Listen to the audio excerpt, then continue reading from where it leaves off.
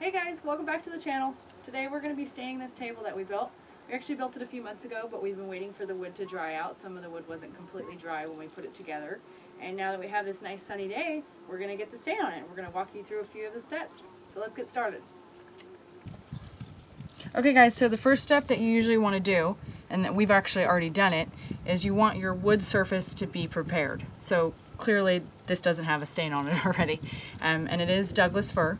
So what we already did was we used a sander, went over the whole table with coarse sandpaper, then medium, and then fine. And you can also kind of dust it off in between them too, just to get rid of those little particles. And so we left this really rustic. You may not want to leave it that rustic, but we kind of are going for that look. It's going to be a little bit difficult to clean, but that's what we were after. So depending on how smooth you want the surface, you can achieve that with different sandpapers.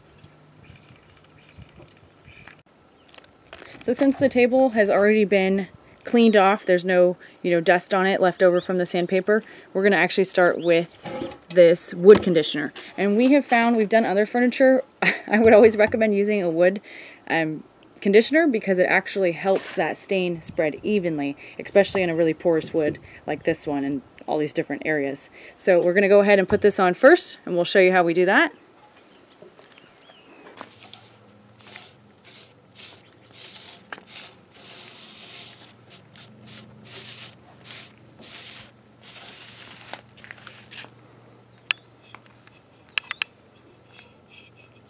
So you can kind of see how much that's absorbing right into the wood. So that would be your stain. Your stain would be absorbing all unevenly like this. And you don't want that. That's why we're putting this on first.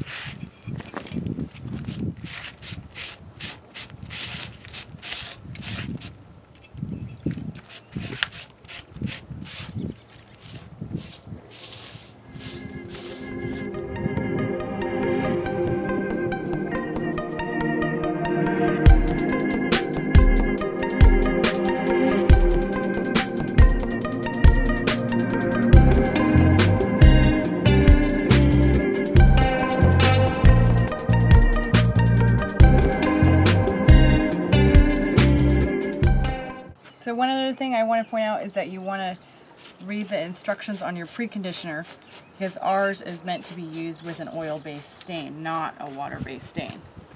And so we used foam brushes to put the stain on. We find the conditioner on, but we are going to use some rags to put on the stain next. So now that we have the preconditioner on, the next step is to put the stain on that you choose, and you want to do it within 2 hours of putting the preconditioner on. So we're going to use rags, and you take some of the stain, and basically you want to go with the grain. You don't really want to go against it. And you just kind of basically work it in. Now it depends on what kind of effect you're going for, but since we don't really want it to be too dark, I'm not going to put a whole bunch. You don't want to let it pool up or anything like that. But what you can do is put a little bit more and then come back with a separate rag and get some of that excess off.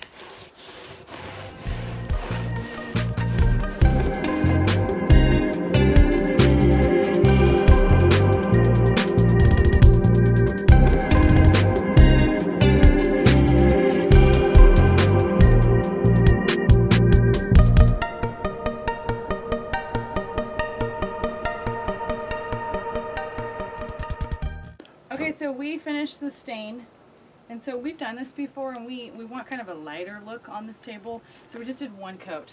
But what you can do is you want to let it dry for like 4 to 6 hours, and you can actually come along and put it in another coat, and just make sure you're getting the excess liquid, not letting it sit too long. So because we're going to be done with this, our next step is to put a finishing coat on it. This is the coating we're going to use. We like kind of a matte finish, and it is compatible with the oil-based stain we used. So you wait 24 hours. So we have to wait until tomorrow to come back to this project.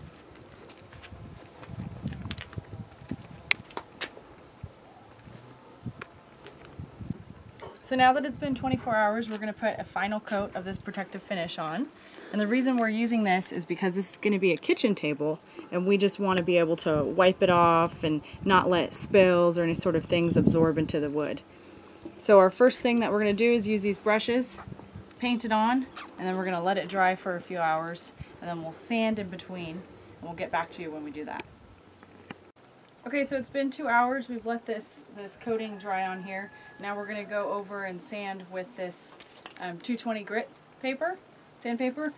So I'm going to go ahead and turn it on. Get it going. We want to go with the grain. You just do really a light coat, and you see it kind of gets everything dusty.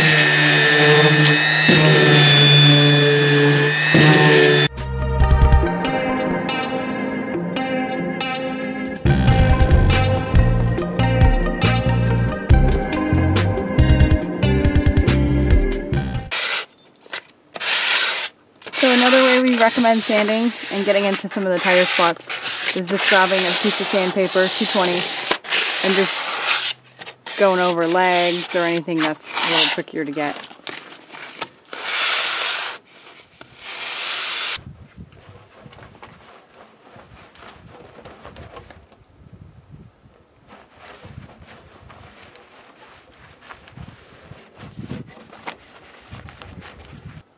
Okay, now that we finished sanding and dusting off the table, we're going to put our second coat of the protective finish, and we may actually only do 2 coats.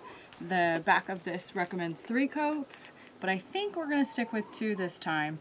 And so what you want to do after the second coat is you don't want to sand again. Obviously at that point you're ready to just let the table dry, and it'll be ready to use in about 24 hours.